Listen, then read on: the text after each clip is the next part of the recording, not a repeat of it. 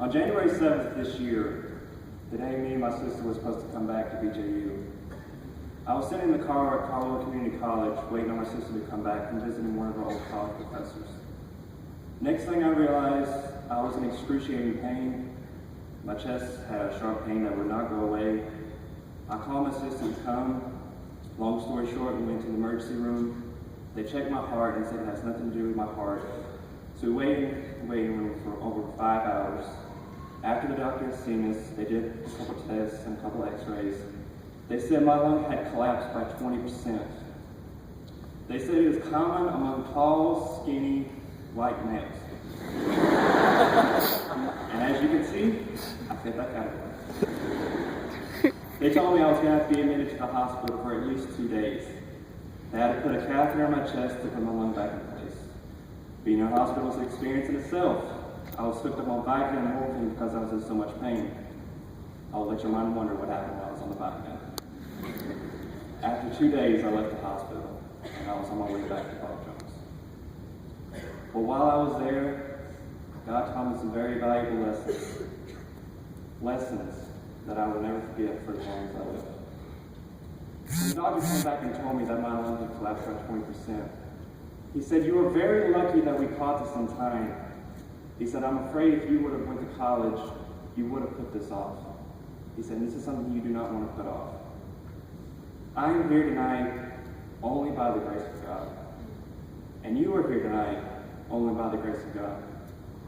I am reminded what it says in Psalms 124, verse 1, where it says, "If it had not been the Lord who was on our side, now may Israel say." What David is saying in this passage, that if it wasn't for God, Israel would not be around. And I use that in my own personal life, that if it wasn't for God, I would not be around, and neither would you. The next day after I was admitted to the hospital, they brought me some lunch. It wasn't very good. They brought me some vegetable lasagna. But one of the most humbling experiences came from this experience. I was in so much pain, I couldn't cut up my own food. With tears in my eyes, I had to ask my own dad to cut up my own food for me. I felt like a little kid again. God used that experience to speak to my heart by saying this: one of these days, you're going to be in the hospital again. One of these days, you're going to have tubes in you. But this time, it's going to be on your deathbed. One of these days, it's not going to matter how many doctors are around you. One of these days, it's not going to matter how many machines you are hooked up to. One of these days, you will die. Live for God each day. Live out our thing, which is to know God, but not just in your head, but also in your heart. Another way God used to experience is to show me how much my parents truly loved me through this whole experience. I have some of the greatest friends right here in this building right here. There's nothing like getting a text message while I'm in the hospital saying, "Hey, how you doing? You feeling any better, man?" It's nothing like it. But nothing will ever replace the love I have from my parents, my brother, and my 2 sisters. Nothing will ever replace that. I give my life for them if I could.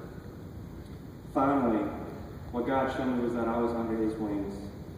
The song "Under His Wings" came on, and I listened to that song.